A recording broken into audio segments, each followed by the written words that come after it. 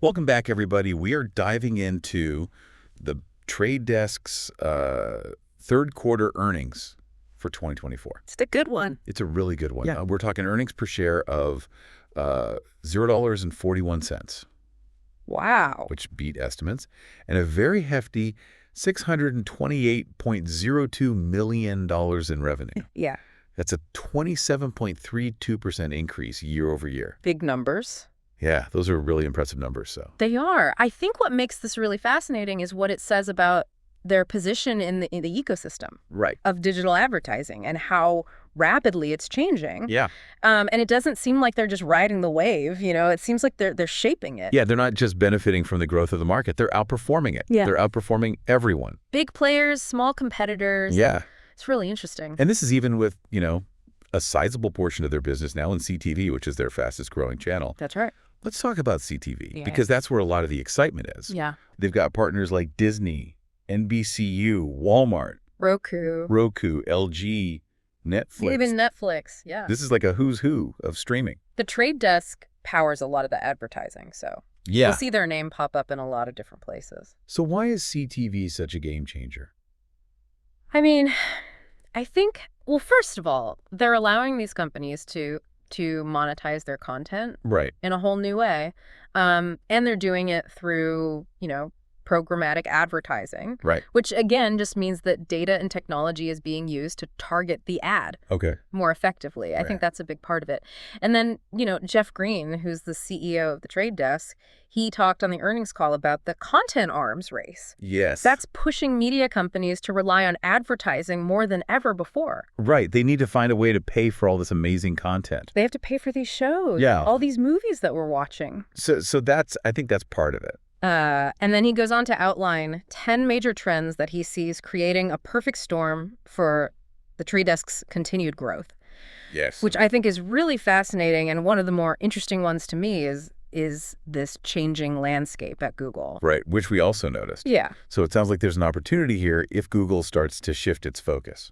potentially. Yeah, if they deprioritize their network business, Right. which it sounds like they might be doing. Yeah. And, the question is, what happens to the open internet if Google facing regulatory pressure and, they've got a lot of competition in AI, Yeah. if they decide to sort of pull back from their traditional ad business? But that's a big question. Huge question. Yeah. But Jeff Green seems pretty confident that no matter what happens with the DOJ antitrust case, the Trade Desk is going to be fine. He said, and I'm quoting here, "I believe we will look back on 2024 as an inflection point in terms of how advertisers value the premium open internet, driven by CTV and digital audio as a compelling alternative to walled gardens." Bold statement. Yeah. I mean, the open internet, which is where consumers have more choice Right. and control over their online experience, that is becoming more appealing to advertisers, especially as they see the success of platforms like CTV and digital audio. Yeah. He is particularly bullish on the potential of audio. Yeah. He even compares it to where CTV was just a few years Yeah. ago. He sees a huge gap between the amount of time people are spending listening to digital audio Yeah. and how much advertising money is going into that space. I think he's right about that. I mean, to prove it, they just announced an expanded partnership with Spotify, Right. who's going to be using both UID2 and OpenPath, Okay. which are two of the Trade Desk's key technologies. Okay. So we have these amazing earnings, Right. this confident CEO talking about these major trends, a clear focus on CPV and audio. But what does all this mean for our listener, the person who's tuned in to this deep dive? Yeah, well, I think fundamentally what it means is that the way we consume and interact with media is undergoing a pretty rapid transformation. Yeah. And the lines between traditional TV and streaming are blurring. Right. And digital audio is becoming a dominant force. Yes. And within that landscape, companies like the Trade Desk, who are championing transparency, data-driven decision-making, a focus on the buyer's needs, I think are likely to thrive. Right. And that brings up another really crucial point, I think, which is the increasing importance of identity solutions. Yes. Like UID2 in a world that's moving away from third-party cookies. Right, because we still need to be able to reach those target audiences. You have to, but you have to do it in a way that respects privacy. Right. And, so it's that balance between effectiveness and respect for people's privacy. Yes. And speaking of reaching audiences, we can't forget the boom in retail media, which the Trade Desk is also tapping into. Yes.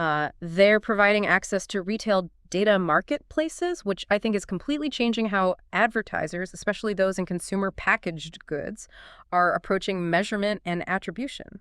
It's a classic example of the Trade Desk, I think, seeing a major trend and building the technology to allow their clients to benefit from it. Yes. And we're seeing a similar story play out with live sports, Right. which is perfect for programmatic advertising because of its unpredictable nature. Yes. I love how the increasing complexity of all of this actually favors the Trade Desk. Yeah. Because they're positioned as the guide. Yeah. To help advertisers navigate it. Yeah. Yeah. They're not just the vendor, they're the advisor. Yes, exactly. Like the strategic partner. It's a powerful advantage in a crowded market. Yes. So they have a lot of momentum. But let's go back to these 10 macro trends. Sure. Because we've only touched on a couple of them. What are some of the other highlights that really stood out? Yeah, well, I mean, I think the first one he talks about, which is sort of the overall macroeconomic environment, is really relevant to everyone listening because inflation is changing consumer behavior. Right. It's making advertising more important than ever Yeah. for brands to capture market share. That makes sense. When times are uncertain, people are more careful about how they spend their money. For sure. So advertisers need to work harder to stand out. Yeah, to sort of convince consumers that their product is worth the investment. Yes. And that leads directly into his second trend, which is the immense pressure on CMOs. Okay. These chief marketing officers to show measurable growth and return on investment. Right. They've got to prove that their marketing dollars are actually driving the business forward. Right.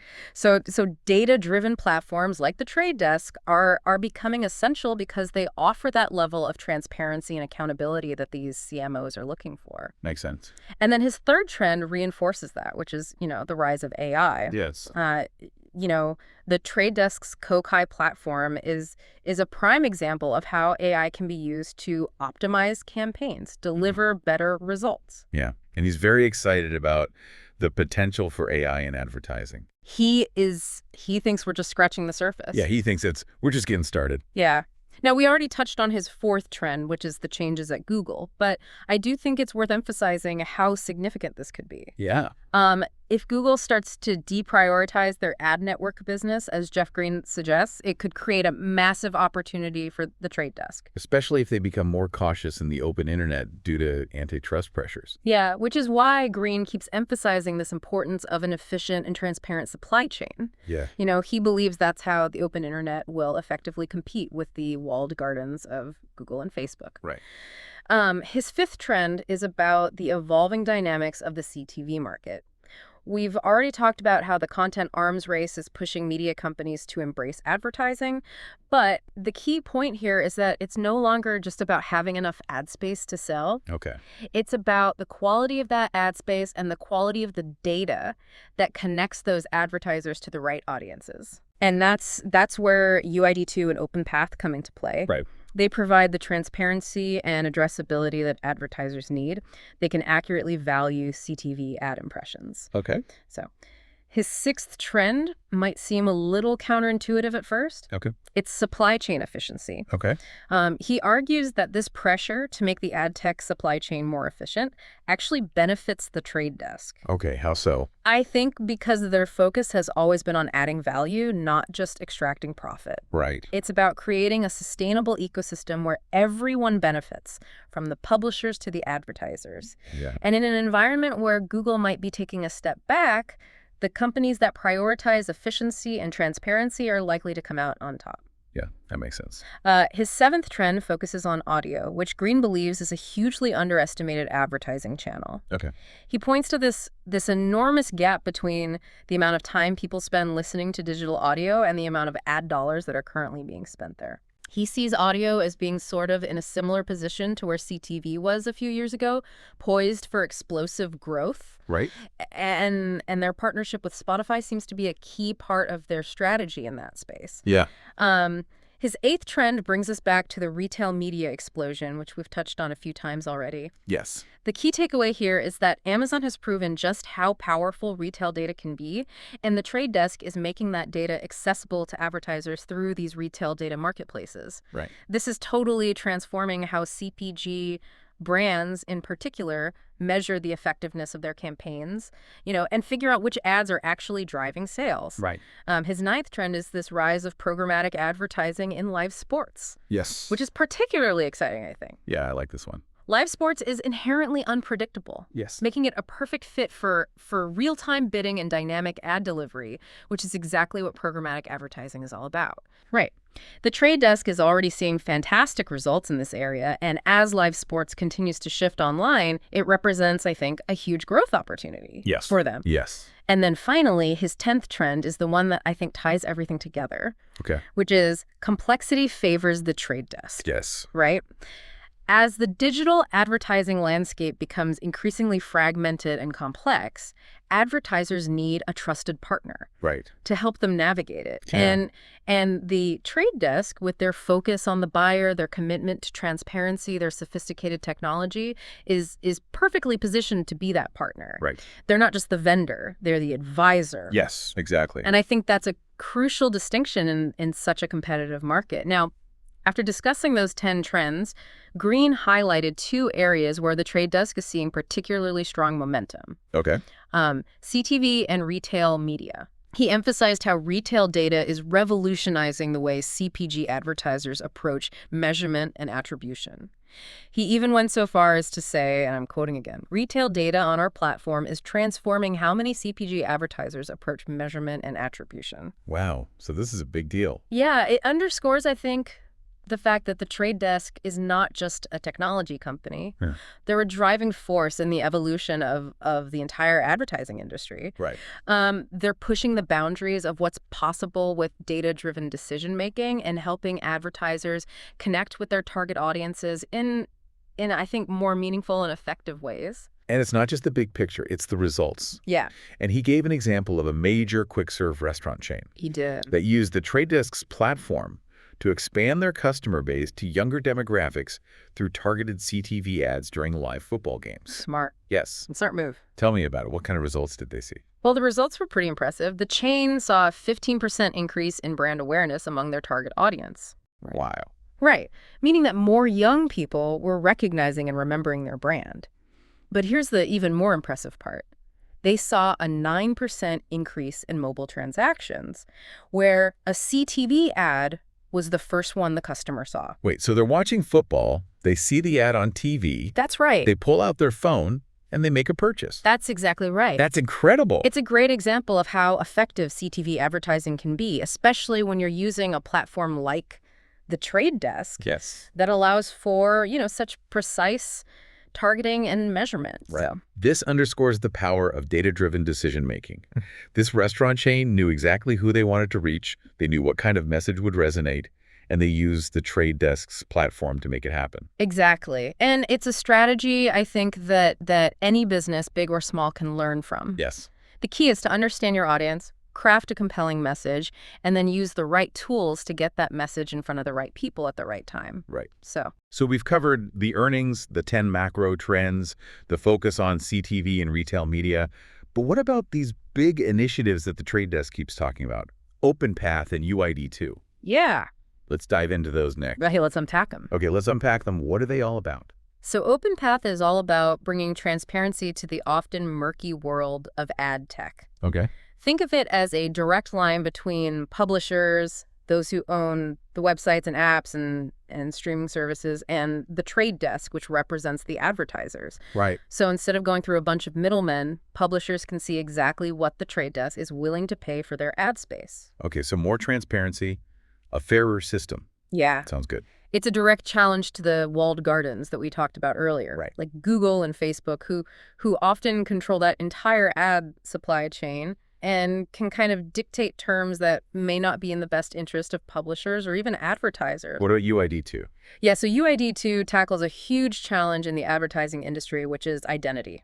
With the demise of third-party cookies, Right. advertisers need a new way to identify and reach their target audiences online. Okay. And they need to do it without being creepy. Right. You know? People are very concerned about their privacy. Totally. UID2 is the Trade Desk's solution to this problem. It's an open-source, privacy-conscious approach to identity that's gaining a ton of traction across the industry. It's like a digital passport that allows advertisers to connect with you, the viewer, the listener, the consumer, in a way that respects your privacy, but also makes sure you see ads that are relevant to you. So it's a win-win. That's the goal. Advertisers can still reach the right people, and consumers don't feel like their privacy is being invaded. And we're seeing big players like Spotify and Roku recently announce that they're adopting UID2. Yeah. Which is a huge vote of confidence, I think. Right. And this is especially important in CTV, where figuring out who's watching and how to target them is still, a bit of a wild west. Yeah, it's a huge deal for the future of streaming. I think UID2 allows advertisers to connect with viewers on CTV in a way that's both effective and ethical. It sounds like they're really hitting on all cylinders. They're riding these industry trends. They're getting credible results for clients. They're building cutting-edge technology. They're shaping the future of digital advertising. It's a compelling story, and it raises a really thought-provoking question.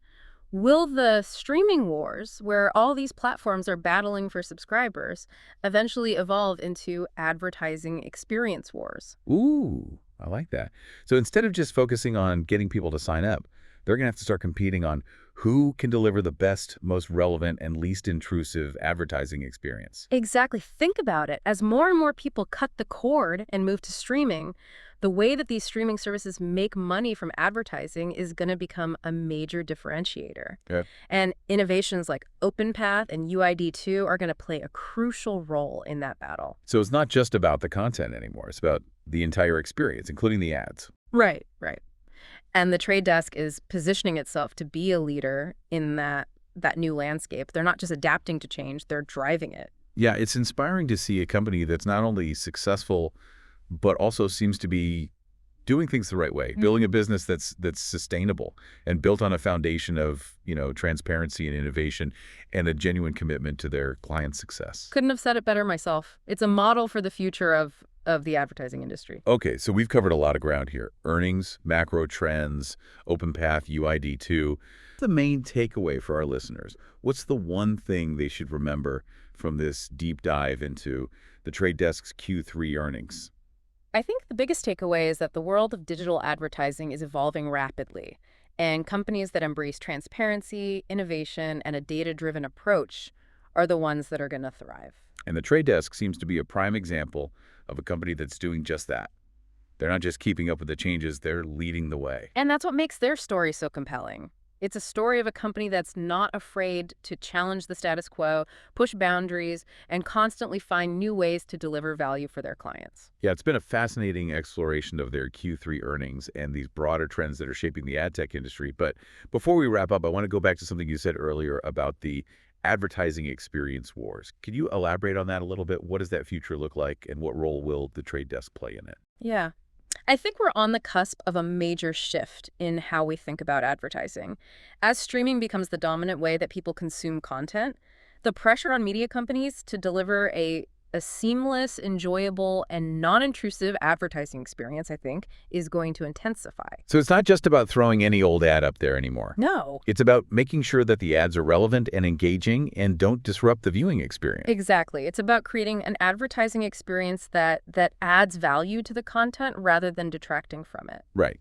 So how will the Trade Desk play a role in all of this? Well, I think they're already laying the groundwork with initiatives like OpenPath and UID2. Okay. OpenPath helps create, a fairer and more transparent marketplace for publishers and advertisers.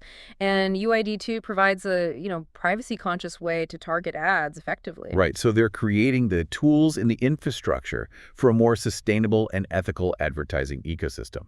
Exactly. And I think, we're going to see them continue to innovate and push the boundaries of what's possible in the years to come. Yeah, it's exciting to think about the possibilities. But for now, we've reached the end of our deep dive. Yeah. Thank you for joining me on this deep dive into the Trade Desk's impressive Q3 and the future of advertising. My pleasure. It's always exciting to explore these topics and see how they're shaping the world around us. And to our listeners, thank you for joining us. We hope you enjoyed this deep dive, and we hope this has given you some food for thought. We encourage you to continue exploring these topics and forming your own conclusions. Until next time.